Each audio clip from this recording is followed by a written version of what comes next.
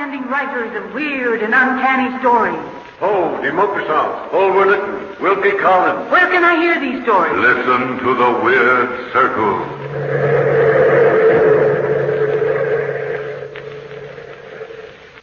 I couldn't have said it better myself, so I won't even try.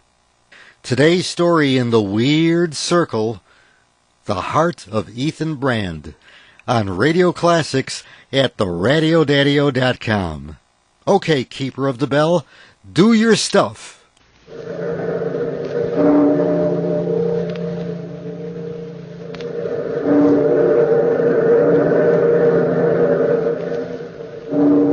Out of the past, phantoms of a world gone by speak again the immortal tale, The Heart of Ethan Brandt.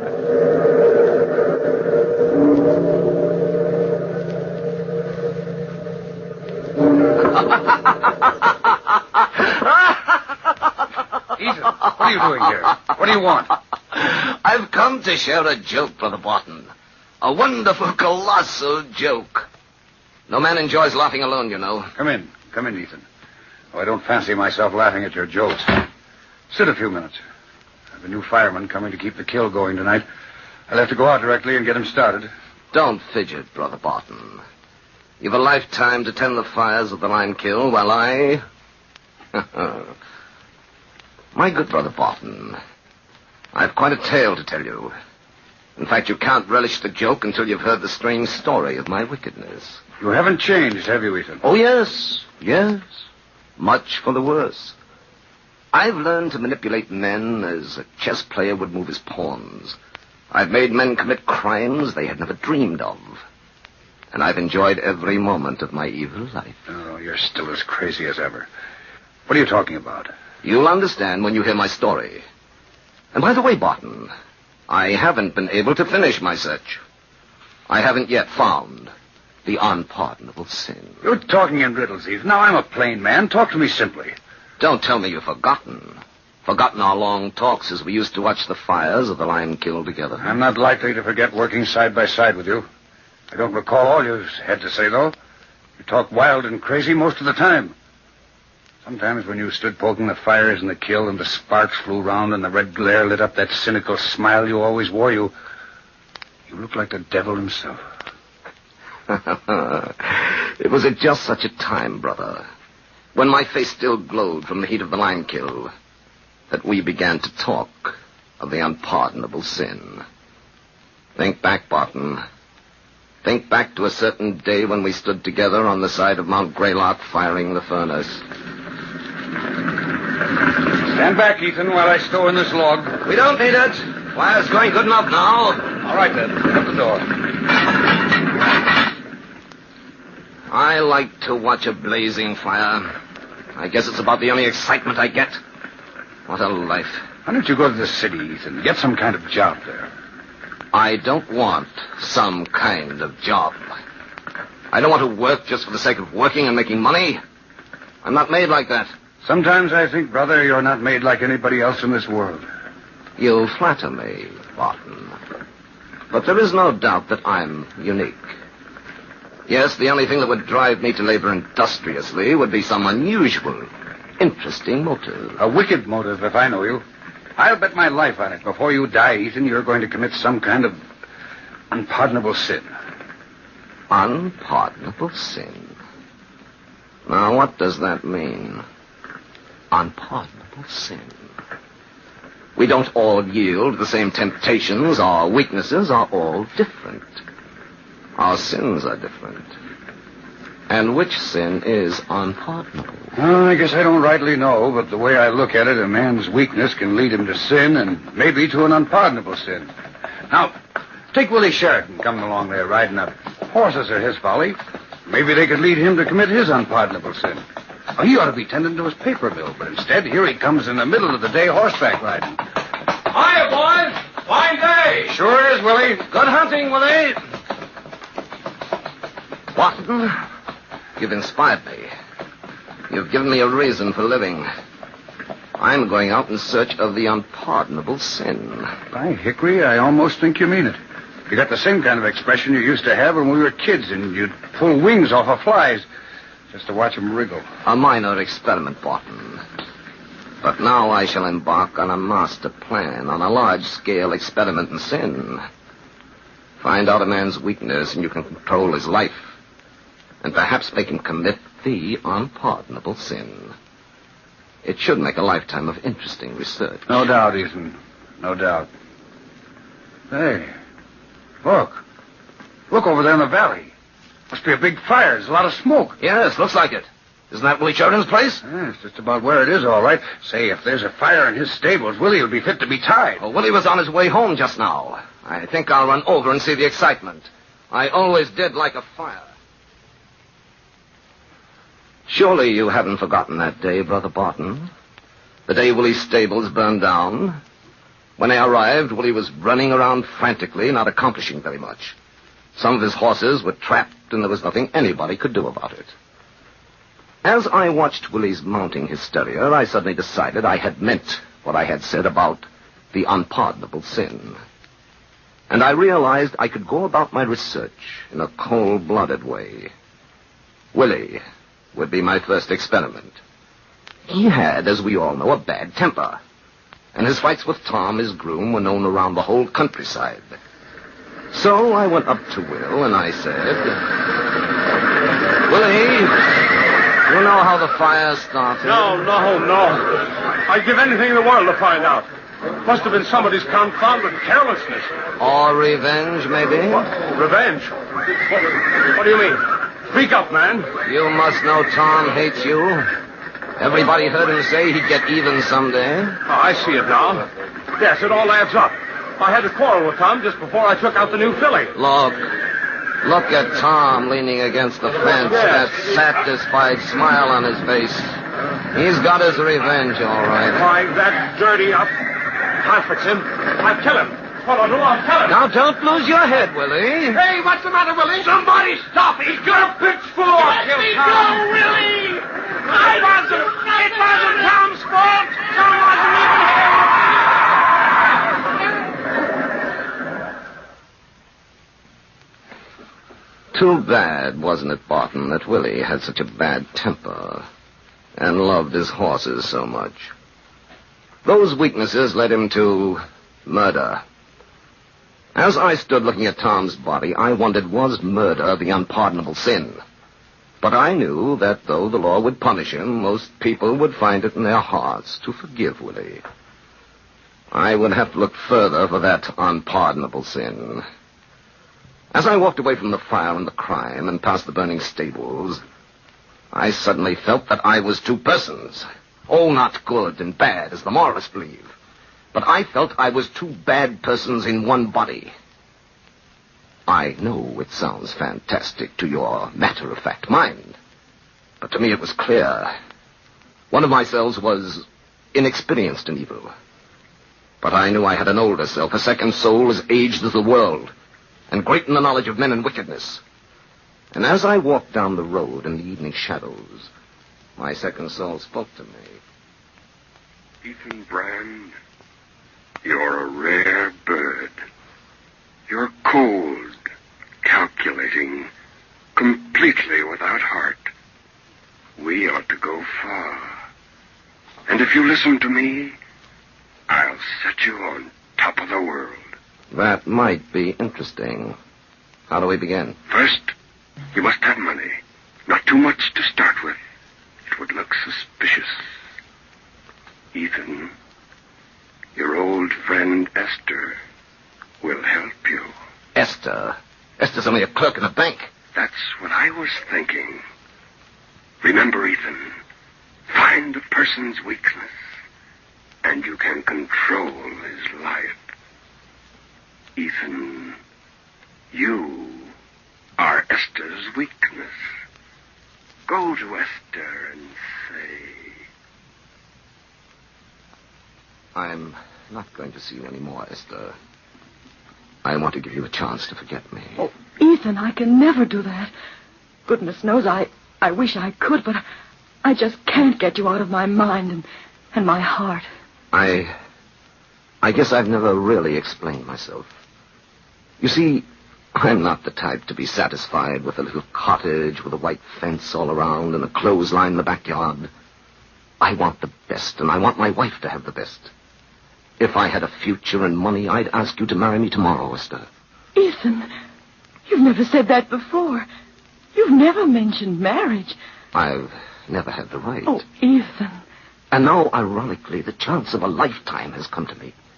I have an opportunity to buy a share in a good business. All I need is small capital. But, of course, I can't even think about it. Well, there must be some way to get the money. How much do you need, Ethan? $10,000. Of course, I'd only need it for a short time. Once I had an interest in the business, I could borrow money and pay back the $10,000 in a few months. Yes, of course you could. Ethan, let me help. You know, Mother left me quite a little income. No, I didn't know that. But you don't think I'd take money from you? From a woman? I'm not any woman. I'm the woman you're going to marry. Please, Ethan. Please let me help you. All right, Esther. But I wouldn't take help from any other woman in the world. You see, brother, how easy it was to get people to do what you want. It was like playing a fascinating, mischievous game. That night, as I walked home from Esther's in the moonlight, my second self spoke again. You handled that nicely, Ethan. Esther will have that money just when you need it. It'll just take a little time to arrange matters. And what do I do now? Ethan, call on Willie's poor, bewildered, beautiful sister, Grace Sheridan. Offer your sympathy over the recent tragedy. Grace can be a big help to us, Ethan. Yes. Yes, that's a brilliant suggestion. I'll see that my talk with Grace Sheridan is highly satisfactory, and that the results are according to plan. Awfully nice of you to come and see me, Ethan. I'm just so confused. Willie was so crazy about the horses, he neglected the mill, I'm afraid. Tell you the truth, I'm going to be lucky if I don't have to go into bankruptcy. Grace, let me help you. What? I'd like to put some money into the mill, manage it for you. Oh. You see, paper interests me. Paper's used for 1,000 purposes. It's used all over the world. I'd turn your paper mill into a big business. Well, you sound like a miracle, Ethan. You really mean this? With all my heart. Well, how much money can you put into the mill? About $10,000. That's fair enough. Then it's settled. Fine. Here's to my very charming senior partner. Oh, it's funny, Ethan, that we haven't seen much of each other in these years. Where have you been all the time? Just waiting. Waiting for this day and this moment. And we're going to see a lot of each other from now on, Grace.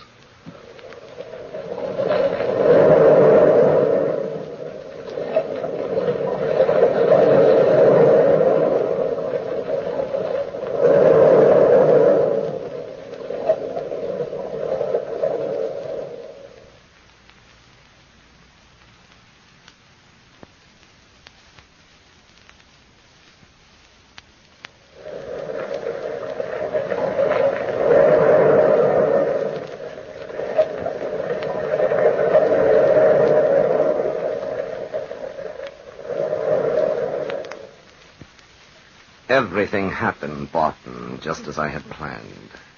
Esther brought me the $10,000. I bought the interest in the mill.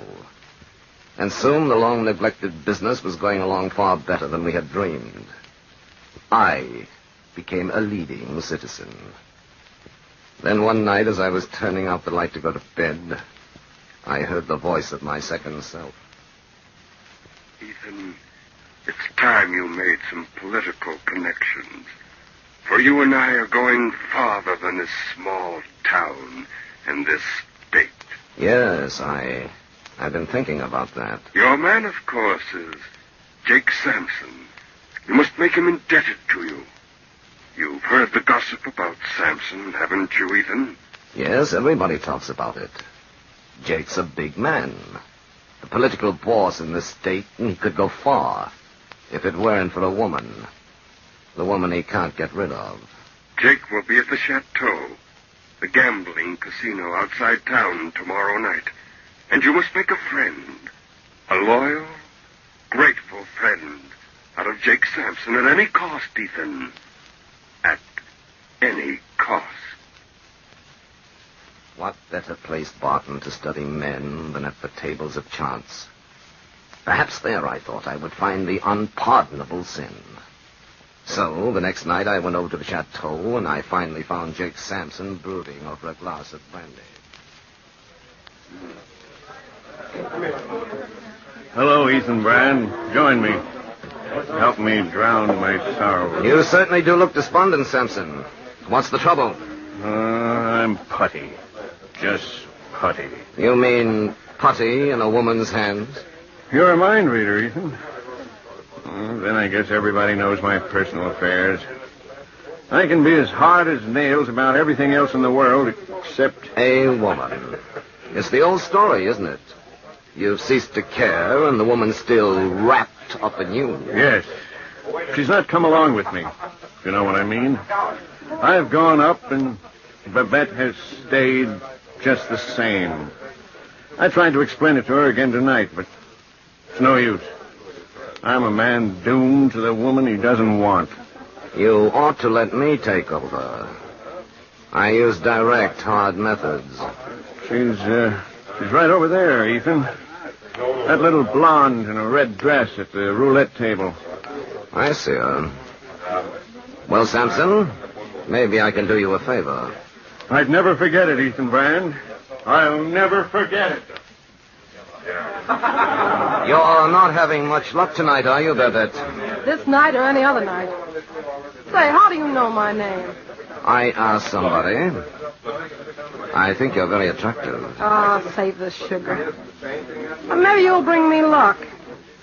Mister, all I got left in the world is $50. What'll I do? Put it all on the black or just part of it? I can't make such an important decision for you. But then, you see, I am a gambler. I gamble all or nothing. Yeah, me too. Here's $50. All on the black. Now, watch that old wheel.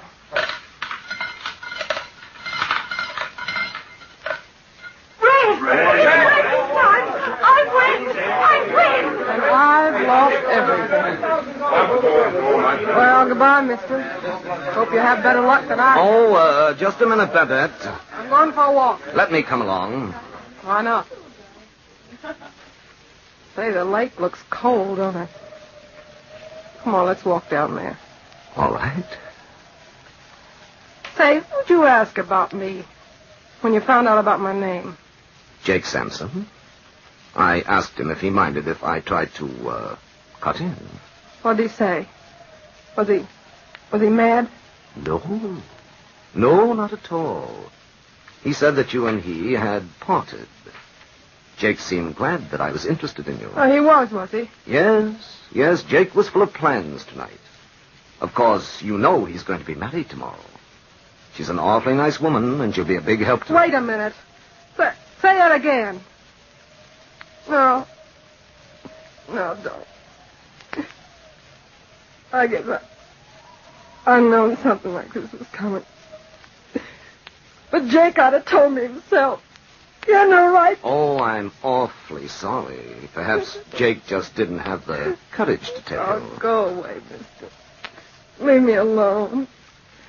I want to walk by myself. All right. You won't get lost down there by the lake. It's slippery on those wet rocks.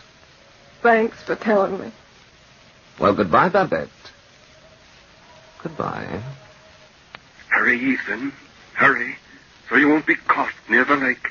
No one must see you running away from the drowning. After Babette's suicide, Jake Sampson began to make great political plans for me. So, Barton, I had two things I needed for advancement. A growing business and political backing. Then one evening, Esther came to my house. Ethan, I've got to have that money back quickly. You see, I stole it. I stole it from the bank. I took it in dribbles and fixed the books so they wouldn't find out, but in a few days the accountants are coming, Ethan. But, Esther, You told me it was money from your mother's estate. Oh, I lied, Ethan. I lied. I wanted you to have the money. I thought we were going to be married. We are going to be married, Esther, very soon now. And I'll get you that money by noon tomorrow. Oh, Ethan, I knew you wouldn't let me down. I knew it. I've got to go now, dear. Goodbye, Ethan. Goodbye, Esther. Ethan, you must not marry Esther. I've never for a moment seriously considered it. Grace is the woman for you, Ethan. I know that. Don't I know I'd get full ownership of the mill from Grace? Besides, she has the social connections I need. You must get rid of Esther some safe way. She's the kind of woman who would be troublesome. The kind who would fight for you. Hang on to the end. You must get rid of Esther without hurting yourself. Yes, but how? How? Remember your rule, Ethan. Control people through their weaknesses. Now, Charles Townsend, the president of Esther's bank, loves power. Power over people. He likes to make people suffer. He acts quick and he has no mercy. Go to Townsend now, tonight, and say to him, Mr. Townsend, I've come as a friend to do you a favor. But in return, I'll expect one from you. Well, depends upon what it is, Mr. Brandt. You must keep the source of the information I'll give you a secret. My name must be out of it. That's a reasonable request.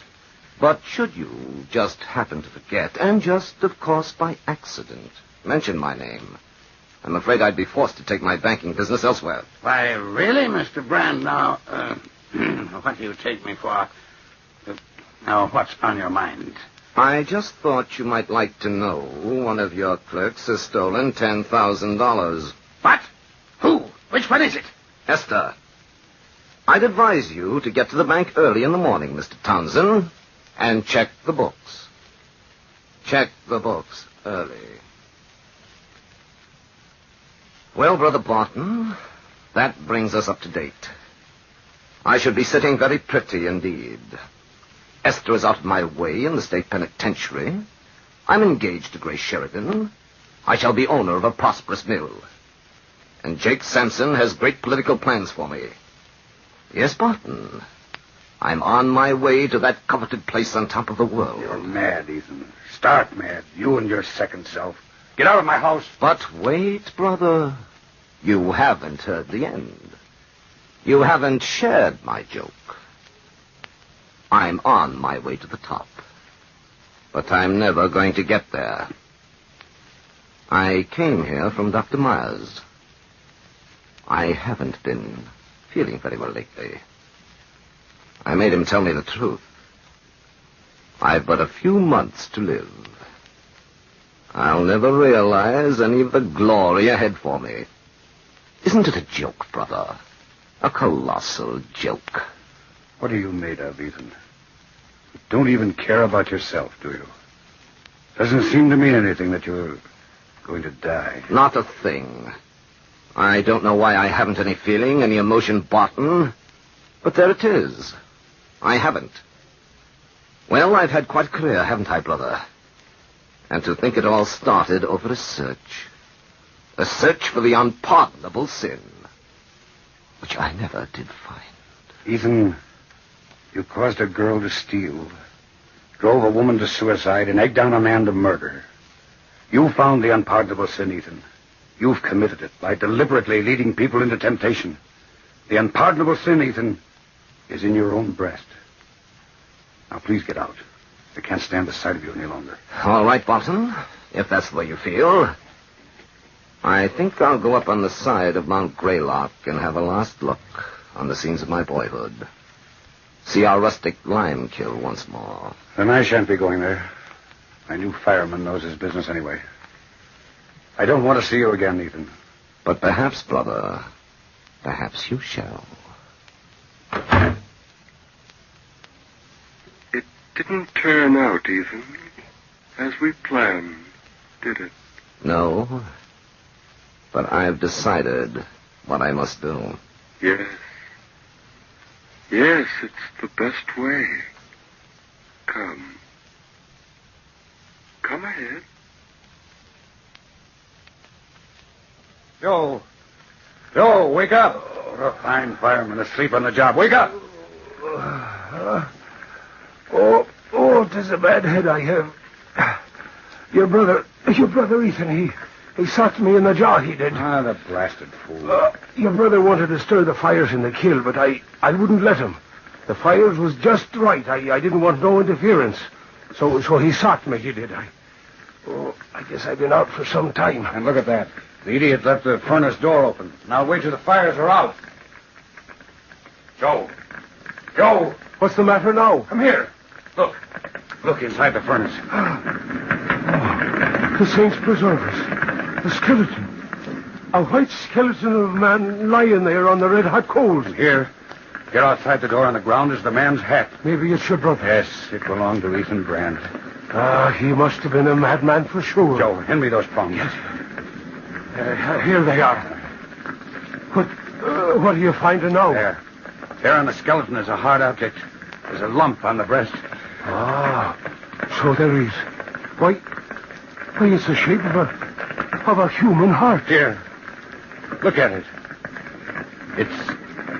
It's marble. It's a marble heart.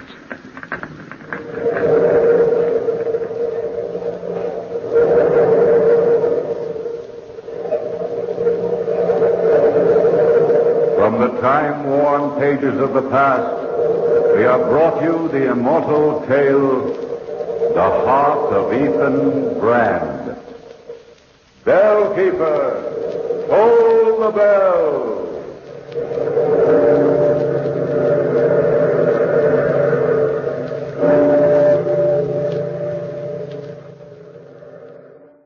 That's Radio Classics for this time around.